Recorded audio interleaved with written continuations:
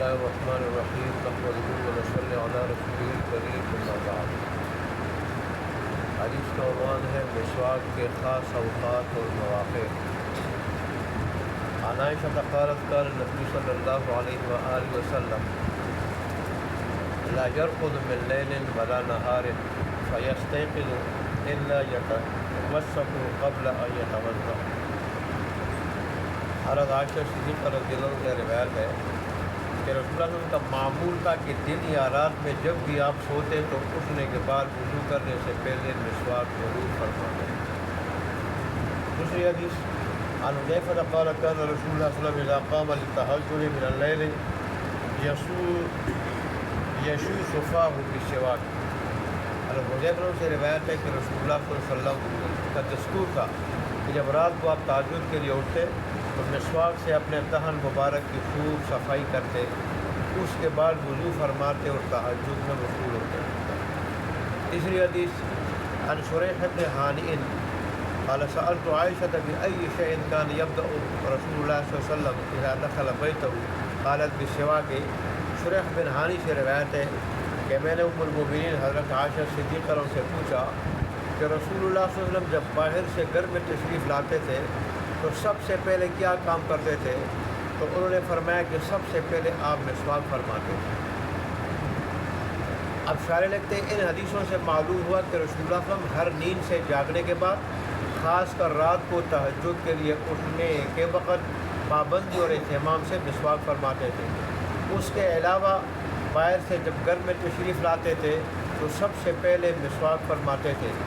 اب اس سے معلوم ہوا کہ مسواک صرف وضو کے ساتھ مخصوص نہیں ہے بلکہ سو کر اٹھنے کے بعد اور مسواک کی زیادہ دیر گزرنے کے بعد، اگر وضو نہ کرنا بھی ہو جب بھی مسواک کر لینی چاہیے۔ ہمارے علماء کرام انہی احادیث کی بنا پر علماء نے لکھا ہے اور کہتے ہیں کہ مسواک کرنا یوں تو ہر وقت مستحب اور باعث اجر و ثواب ہے، لیکن 5 موقعوں پر مسواک کی اہمیت اور زیادہ بڑھ جاتی ہے۔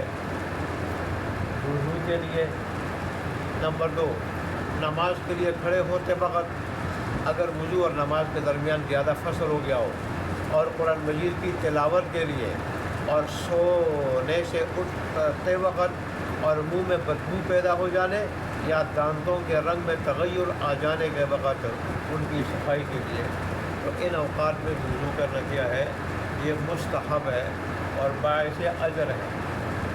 اللہ تبارک و تعالیٰ ہمیں رسول اللہ صلی اللہ علیہ وآلہ وسلم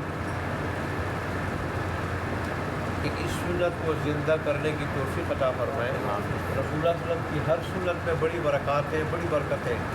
جیسے کہ غزوہ کے موقع پر فتح نہیں ہو رہی تھی تو صحابہ کرام نے آپس میں مشورہ کیا کہ یہ فتح کیوں نہیں ہو رہی، ہم سے ضرور کوئی سنت چھوٹی ہے۔ تو پھر سب نے جب غور فکر کیا تو اس نتیجے پہ پہنچ جائے کہ مسواک کی سنت ہم سے چھوٹی ہوئی ہے۔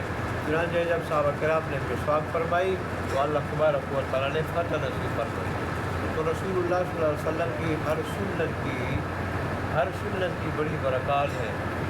آج مسلمانوں نے سن کے فرائض چھوڑ دیے ہیں، فرائض چھوڑ دیے ہیں۔ فرائض تو ضروری ہے، فرض ہے، اور علماء نے لکھا ہے اور احادیث میں آیا ہے، بلکہ صحیح حدیث میں آیا ہے کہ انسان فرائض کے ذریعے جتنا اللہ کا قرب حاصل کر سکتا ہے اتنا نوافل کے ذریعے نہیں۔ فرض کو تو اللہ نے اس لیے فرض کیا ہے کہ وہ انسان کے لیے ضروری ہے، اس کی وجہ سے انسان کی جسمانی اور روحانی ترقی ہوتی ہے، اللہ سے تعلق مضبوط ہوتا ہے، اللہ کا قرب نصیب ہوتا ہے، اور سب سے زیادہ اللہ کا قرب نصیب ہوتا ہے انسان کے لیے، وہ زیادہ ضروری تھا فرض، اس لیے اللہ نے فرض کیا۔ تو آج مسلمانوں نے فرائض کو چھوڑ دیا ہے، سنتے تو سنتے ہیں، مستحبات تو مستحبات ہے، حالانکہ مسلمان فرائض کے ساتھ مستحبات میں بھی عمل کرے تو حدیث میں آیا ہے، اللہ فرماتے ہیں کہ میں ان کے سارے اعضاء کو، پورے انسان کو اپنے کنٹرول میں لے لیتا ہوں، کانوں کو، آنکھوں کو، ہاتھوں کو، پاؤں کو، سارے اعضاء اور پورا انسان میرے کنٹرول میں آ جاتا ہے۔ پھر انسان میری خلاف ورزی نہیں کر سکتا، میرے حکم کے مطابق اس کی زندگی بن جاتی ہے۔ اور اس طرح انسان دنیا آخرت دونوں میں کامیاب ہو جاتا ہے۔ اللہ تبارک و تعالیٰ ہمیں یہ کامیابی اور کامرانی نصیب فرمائے، ہمیں عمل کرنے کی توفیق عطا فرمائے۔ وآخر دعوانا الحمدللہ رب العالمین۔